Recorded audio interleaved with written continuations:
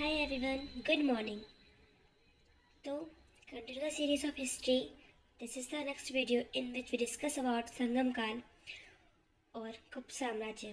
तो first question is संगम युग का संबंध किसके इतिहास से है? That is Tamil Nadu. आलवार संतों की उत्पत्ति किस आधुनिक राज्य से हुई है? तमिलनाडु. संगम युग के दौरान रोमन व्यापार का केंद्र मसूरी था. चोल वंश की स्थापना विजयालय चोल ने की थी. प्राचीन चोल साम्राज्य की राजधानी उरेयूर थी. चोल राजाओं का शासन तमिलनाडु में था. चोल राजवंश ने श्रीलंका दक्षिण पूर्व एशियाई देशों पर विजय प्राप्त की. चोल राजवंश की राजधानी तंजौर थी. चोल काल में बना वेदेश्वर मंदिर तंजावुर तंजौर में स्थित है. वेदेश्वर मंदिर एक चोल साम्राज्य के मंदिर का उदाहरण है. चोल शिलालेख जैसे संस्थानों की दान की गई भूमि को पच्छिलतम के रूप में वर्णित करते हैं. चोल प्रशासन के संदर्भ वेटी शब्द का अर्थ कर से संबंधित था. वेदेश्वर मंदिर राजाराज चोल ने बनवाया था. अधिकांश चोल मंदिर शिव को समर्पित थे.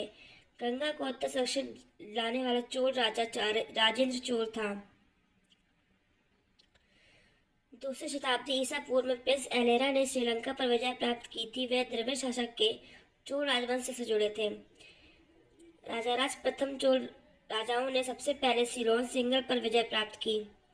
अरब सागर में भारतीय नौसेना की सर्वोच्चता स्थापित करने वाला प्रथम भारतीय शासक राजाराज प्रथम था. पोहा शहर की स्थापना करिक्कल राजा चोल राजा ने की थी. उत्तर मेरु शिलालेख से चोल प्रशासन के बारे में जानकारी मिलती है. किसमें द्वितीय पांड्य साम्राज्य की भूमि का माप का उल्लेख किया गया था? थलवईपुरम तांबे की थाली. संगम साहित्य के संरक्षक पांड्या थे. शाही चोलों के तहत राजस्व प्रशासन के संबंध में शाला भोग शब्द का अर्थ स्कूल के भरण पोषण के लिए दान की गई जमीन किसे था? दक्षिण के चोल साम्राज्य का उदय 9वीं शताब्दी ईस्वी में हुआ था. चोल शिलालेखों में वर्णित भूमि की श्रेणियों के अनुसार किसके ब्राह्मणों को दी गई भूमि के रूप में जाना जाता था? ब्रह्मदेव. किस राजा ने सम्मान की निशानी के रूप में अमीर जमींदारों को मुवेंदवेलन अरेर आदि उपाधियां दी? चोल राजा ने. देवनिशुम्भ सुदिनी का मंदिर चोल द्वारा बनवाया गया था. नटराज की कांस्य की मूर्ति चोल के द्वारा काल में बनवाई गई थी. चोल शिलालेखों में वर्णित भूमि की श्रेणियों के अनुसार देवदान को मंदिरों को भेंट की गई भूमि के रूप में जाना जाता था. चोलों द्वारा विकसित दक्षिण भारत की मंदिर वास्तुकला की विशिष्ट शैली को द्रविड़ शैली कहा जाता है. चोल राज्य को किस राष्ट्रकूट के शासकों के हमले का सामना करना पड़ा था? कृष्ण तृतीय. चोल साम्राज्य पर किसने 14वीं शताब्दी की शुरुआत में आक्रमण किया था? मलिक काफूर. तंजौर विदेश्वर मंदिर किस धार्मिक संप्रदाय संबंधित है? नयनार. संगम राज्य चेर से नेडोन के शासक का संबंध नहीं था. चोल राजवंश से उभरने वाला पहला महत्वपूर्ण शासक कौन था? राजाराज चोल. राजेंद्र प्रथम किसका पुत्र था? राजाराज प्रथम का. किस चोल शासक को लोकप्रिय रूप से गंगा का विजेता गंगई कौंचल कहा जाता था? राजेंद्र चोल प्रथम को. श्रीलंका पर विजय प्राप्त करने वाले चोल वंश का पहला राजा कौन था? राजेंद्र प्रथम. चोल शिलालेखों में वर्णित भूमि की श्रेणियों के अनुसार किसको विद्यालय के रखरखाव के लिए भूमि के रूप में जाना जाता था? शाला भोग. चोल साम्राज्य ने ज्यादातर भारत के किस क्षेत्र पर शासन किया था? दक्षिण. चोल शिलालेखों में वर्णित भूमि की श्रेणियों के अनुसार किसको गैर ब्राह्मण किसान स्वामियों की भूमि के रूप में जाना जाता था? वेलन वगई. संगम साहित्य प्राचीन और मध्यकालीन भारत के किस भाग में संबंधित है? दक्षिण भारत. सो फ्रेंड्स, ये थी संगम काल के कुछ क्वेश्चन जो टीसीएस द्वारा एसएससी के और कई ऐसे एग्जाम्स में कॉम्पिटिशन एग्जाम से पूछे गए हैं.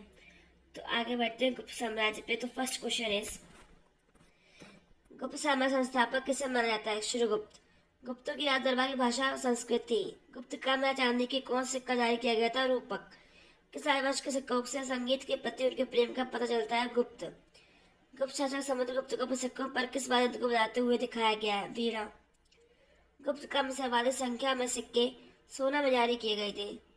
गुप्त साम्राज्य के शासन को भारतीय इतिहास का स्वर्ण काल कहा जाता है. अजंता की चित्रकारी किससे संबंधित है? गुप्त काल. अजंता की गुफाओं का निर्माण गुप्त काल में हुआ था.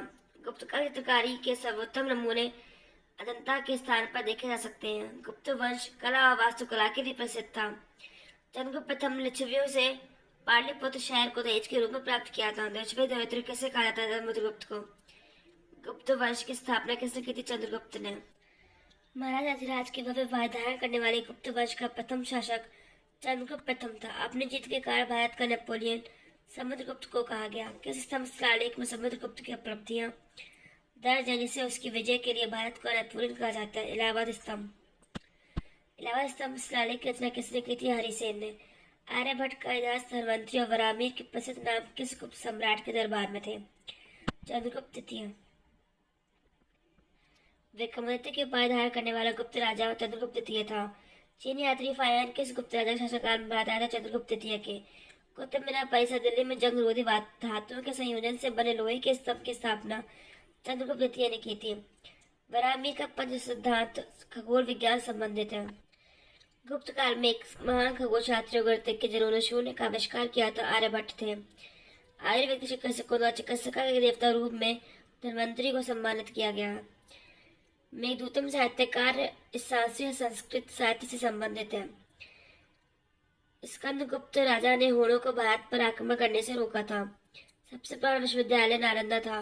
गुप्त काल के बाद नालंदा विश्वविद्यालय प्रसिद्ध हुआ था। नालंदा विश्वविद्यालय भारत में बिहार के राज्य में स्थित है। पंचतंत्र की कहानियों का संकलन विष्णु शर्मा ने किया था। विक्रमादित्य एक गुप्त शासक था। महान भारतीय कवि नाटककार महाकवि कालिदास ने कौन सी पुस्तकें लिखी? अभिज्ञान शाकुंतलम, रघुवंशम, मेघदूतम, विक्रमोर्वशीयम, कुमार संभवम। मालविकाग्निमित्रम के लेखक कालिदास हैं। अर्थशास्त्र, राज्य कला, आर्थिक नीति और सैन्य रणनीति पर एक प्राचीन भारतीय ग्रंथ है जिसे संस्कृत में लिखा गया था। कौटिल्य को पारंपरिक रूप से इसके लेखक के रूप में श्रेय दिया जाता है। सबसे पहले पाई के मान की गणना आर्यभट्ट ने की थी। वराहमिहिर ने कौन सी पुस्तक लिखी है? वैद्य संहिता। गुप्त काल के दौरान सोने के सिक्कों को क्या कहा था? दिनार। कौन राजा समुद्रगुप्त के दरबारी कवि और मंत्री थे? हरिसेन। प्रसिद्ध पुस्तक मेघदूत के लेखक कालिदास थे। कौटिल्य तक्षशिला विश्वविद्यालय में राजनीति विज्ञान और शास्त्र के प्राध्यापक। नालंदा विश्वविद्यालय का निर्माण कुमार गुप्त ने शुरू किया था। चंद्रगुप्त प्रथम का उत्तराधिकारी उसका पुत्र समुद्रगुप्त था। गुप्त वंश का अंतिम मान्यता प्राप्त राजा विष्णुगुप्त था। विक्रमादित्य के दरबार में वेतन का हिस्सा सूरदास नहीं थे। गुप्त काल में कौन सी वस्तु निर्यात योग्य नहीं थी? टिन। सुल्तानगंज बिहार में भोगलपुर के पास खोजी गई गौतम बुद्ध की विशाल प्रतिमा गुप्त काल की है। ब्रह्मगुप्त ने किसको संदर्भित करने के लिए कुटक्का और कुटका गणिता शब्दों का इस्तेमाल किया था? बीज गणित। सिद्धगुप्त का दशावतार मंदिर से उत्तर भारत सबसे पहले पंचायतन मंदिरों में से एक के रूप में मान्यता प्राप्त है। देवगढ़ में स्थित है। गुप्त शासकों ने नामक जुर्माना लगाया जो हल के मालिक द्वारा प्रत्येक किसान द्वारा भुगतान किया जाने वाला हल कर था, हलेवा कर। तो गैस ये थे कुछ संगमकाल और गुप्त साम्राज्य के टीसीएस द्वारा अलग अलग एग्जाम से पूछे गए प्रश्न। आई होप आपको ये वीडियो बहुत यूजफुल होगी आपके लिए। अगर आपको मेरी वीडियो अच्छी लगे तो like, share, comment and subscribe कर देना चैनल को। बाकी आप बिल्कुल डाउट मत करो कि मैं कौन सी बुक से पढ़ा रही हूँ, कैसे पढ़ा रही हूँ। बहुत अच्छी बुक है। आपको बुक भी जाननी तो मैं आप कमेंट कर देना, बता दूंगी उसका नाम। And thanks for watching and your time.